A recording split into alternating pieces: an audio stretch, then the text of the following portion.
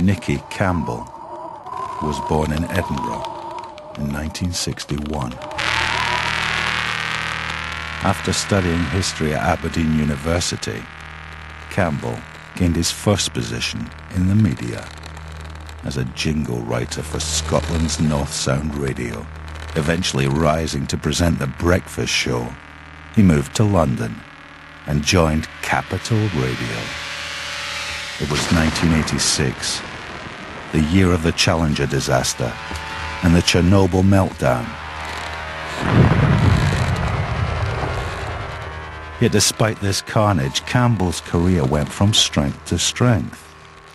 Within a year he joined BBC Radio and broadcast to an entire nation.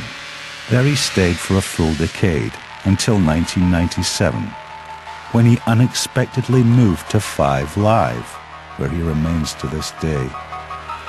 But radio isn't the only side to this former Scottish baby's beau. In his capacity as a TV presenter, Campbell has worked on Wheel of Fortune, Newsnight and Top of the Pops. He currently hosts Watchdog. Campbell is also a keen runner, and in the year 2000 ran the London Marathon in aid of a landmine charity. His time, 3 hours and 20 minutes. So what next for the Scottish broadcaster? Only one person truly knows. Campbell himself. Now here's Dr. Ben Goldacre looking at some bad science. The problem with science on television is there isn't actually any science on television. They've got all these things which they claim are science documentaries, but they're too scared to put any actual science in them. In the case of Horizon, they're horror stories about how we're all going to die. Meanwhile, on Channel 4, they're running some kind of freak show. The baby with 2 heads, the twin that gave birth to itself. I honestly wonder why they don't just go back to the 18th century and start charging people tuppence to poke at the freaks through the bars of their cage. Meanwhile, they've got these people with sort of correspondence course PhDs from non-accredited colleges in America. I mean, when was the last time that you heard somebody talking about chlorophyll or photosynthesis on national television? You wouldn't get it in a science show, but with Gillian McKeith saying you should eat lots of dark green leaves because that will really oxygenate your blood, you get it at 8 o'clock prime time television. Chlorophyll in chloroplasts only makes oxygen if it's in sunlight. There's no sunlight in your gut. The only way that spinach is going to make oxygen in your bowel is if you stick a torchlight up your arse. And even then, you don't have gills in your bowel. I mean, it's just preposterous fantasy. And she struts about in a white coat in a laboratory next to racks of electronic equipment as if she knows what she's talking about. The thing about alternative medicine, the evidence as it was called, is that the tone throughout is, I'm a scientist. I was a skeptic when I started out, and now my mind has completely been swayed. There was one bit where somebody is apparently having open heart surgery with acupuncture alone for anaesthetic. If you really pay attention to the programme very carefully, you can just about work out that the patient has had huge amounts of local anaesthetic and lots of pre-medication before they had this open heart surgery. But everybody I spoke to came away thinking that what they'd seen was somebody having open heart surgery with acupuncture, as if this was amazing proof of the extraordinary efficacy. I just don't buy that. Even in the advert breaks, you get flaky science. You get things like, the Sillet Bang ad, where they say it gets rid of limescale, which is calcium carbonate, and we can prove that by chucking a lump of calcium metal into a dish of Sillet Bang. You chuck a lump of calcium metal into a dish of water, and it will do that. Any metal from the group on the periodic table that calcium's in is going to do that if you chuck it in water. What I want to see for science on telly is a proper show that says, here's an interesting new idea and here's the evidence for and against, because that's what science is all about. If they can't give me, here's an idea and here's the evidence, then I'm just not interested. Now, have you ever watched TV and thought to yourself, oh, for God's sake, can't we do better than this? I mean, we've built cathedrals. Surely we can come up with something better than yet another light-hearted detective show in which Martin Clunes runs around the Haywain solving shit crimes, or some edgy comedy prank series in which a grinning youth presenter farts into the mouth of dying OAPs and then runs away cackling. Why is there so much on-air bibble? And come to think of it, why is so much bibble replicated time and time again? Surely there's better televisual songs to sing? Well, the good news is there are. The bad news is the world doesn't work in their favour. Let's say you've got a groundbreaking idea for a show about a Cockney Cyclops in a fez. You think it's brilliant. But if there's going to be any chance of it getting on TV, you'll have to convince a commissioning editor that it's brilliant too. Commissioning editors are TV's primary gatekeepers, the first ones who'll say yes or no to your idea. And they're always under intense pressure to continually jizz out a string of hit shows. The moment they hear about your poxy Cockney Cyclops in a fez, a billion different thoughts occur to them. Thoughts like, Hang on, wasn't there a show 3 years ago where Patrick Kilty wore a fez and didn't that rate badly? Does he have to be a Cyclops at all? Could he be Martin Clunes instead? Yeah, and the audience doesn't like Cockney, so let's put him somewhere in the Pennines. That'd be handy because we've got to get our regional quota up. oh, actually bollocks to all that. Let's just make it a reality thing where a naked celebrity has to live in a barn full of tramps. And then 6 months down the line, when you're toiling away on your celebrity tramp barn thing and trying not to kill yourself, a rival channel inevitably comes out with a show about a Cockney Cyclops, which turns out to be a huge hit and was commissioned by a man who didn't ask any awkward questions at all because he spends all his time sitting behind his desk doing this.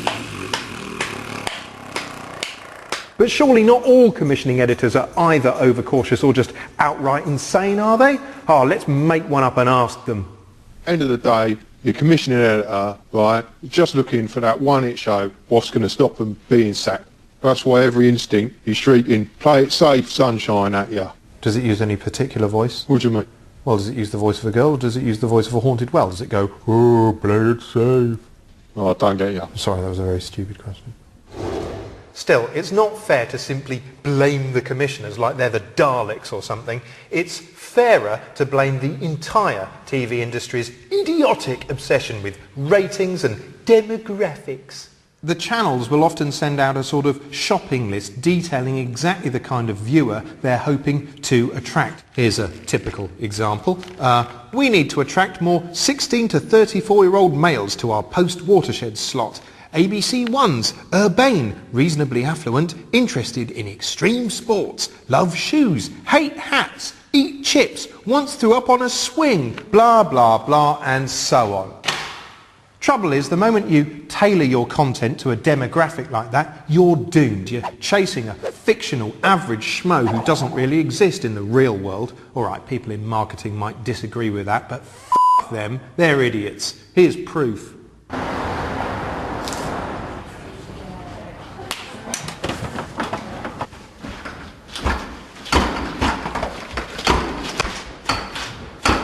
Chasing a demographic ideal is like, well, it's like when your grandmother tries to buy you a Christmas present when you're in your 20s and all she knows about you is that you're a man in his 20s. So she goes out and she buys you a big book about football. But you hate football. Well, you do if you're me. So Granny done wasted her time.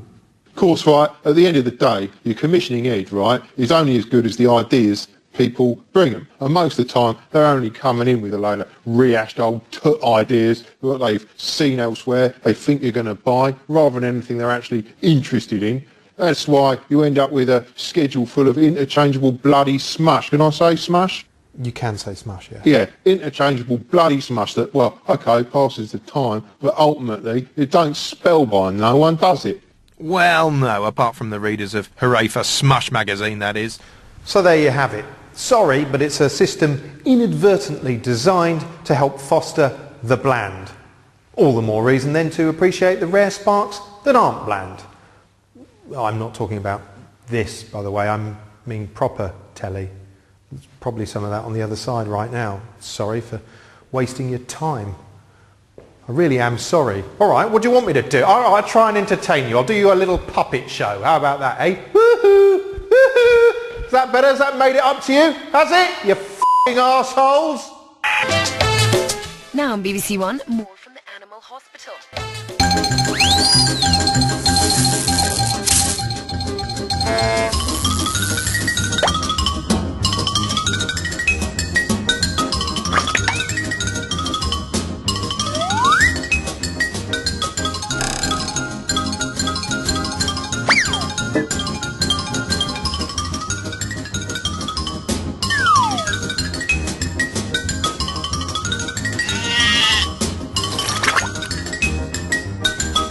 And when they land, they go like that.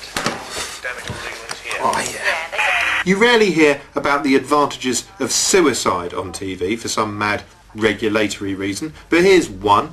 If you kill yourself, you never have to get up in the f***ing morning ever again, which means you never have to watch breakfast f***ing television either. Hello, good morning. This is Breakfast with Kate Silverton and Simon McCoy. Good morning, it's Thursday. Now, I've never quite understood the need for any kind of TV in the mornings at all, since TV is a medium that basically prevents you from doing anything other than just dumbly staring at it like that, and since the morning is a time when generally you've got loads of things to do, the two things don't really seem to go. But if you will persist, what are your choices? Well, on BBC One you've got a show imaginatively titled Breakfast. There's something unsettling about that name. I think it's just too simple, and it means that sometimes they say things like, hello, you're watching Breakfast. Hello, very good morning. You're watching Breakfast with Dermot Manahan and Natasha Kaplinsky. It's just weird. What's more, the show as a whole is so insipid and polite that watching it is a bit like attending a particularly bland coffee morning in heaven. Chocolates, Only the finest. Dear. Yeah, Dermot, thank you. $2.99. Oh. Meanwhile, over on ITV, it's not ITV at all, it's GMTV. The gaudy way to start your day. There's something inherently cheap looking about GMTV. It's like waking up in a travelodge full of needlessly obsequious people. 7:22 is the time, an ungodly hour for an actor of such fine calibre to be getting up in the morning. Matthew Modine is in the studio. That's your chitter chatter.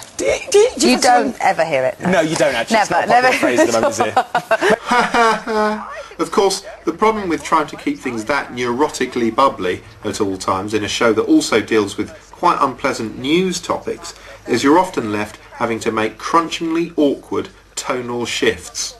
We're also looking at debt and what you should do if you find yourself unable to pay the bills after cases of those who have felt the need to kill themselves or commit suicide because they're so scared about debt. We want to make sure those kind of tragedies don't happen again. There's always help out there. Yeah, absolutely. And as well as that, we're going to be catching up with actors Mark Charnock and the lovely Verity Rushworth, who are just about to tie the knot, maybe, of Marlon and Donna in Emmerdale. Yeah, so please don't kill yourself because we got some off Emmerdale turning up. Speaking of GMTV, their former stalwart Eamon Holmes can now be found fronting Sky News' Sunrise. Weirdly, Eamon delivers some of the news while standing up behind a desk, which just makes him look like he's working in a shop. Anyway, all of this is a bit too urgent for my liking.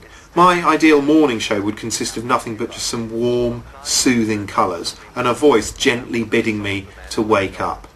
And in the absence of that, I'm prepared to settle for Milkshake on Channel 5. On with some of these. Lucy Fisher, you're first. You're 2 today. Ah, see, in the mornings I've got a mental age of about 2, so this sort of thing is pretty much all I can cope with. My favourite part of Milkshake is an imported Australian show called High Five, which stars a Steps-like band whose relentless chirpiness I find weirdly moving at that time of day. Nice to see the sign language for ah is...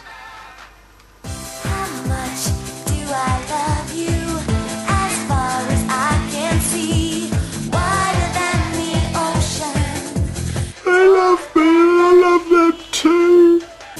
I wish that you could see all the love that's in my heart. There's not a single negative word or thought throughout the entire programme. It's the single most positive thing you will ever bloody see. Sweet little puppies, it's been a big day. Do you know my favourite things? Yeah, okay, so it's a bit like being cuddled to death by a giant marshmallow teddy bear, but hey, come on, anything that can stop me just slashing my wrists open and ending it there and then in the mornings has got to be performing some kind of valuable public service.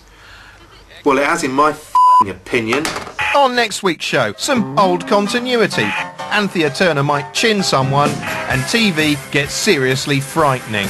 The film you're about to see shows what happens when a 1 megaton nuclear bomb explodes over central London. A third-degree burn through the full thickness of the skin looks like this.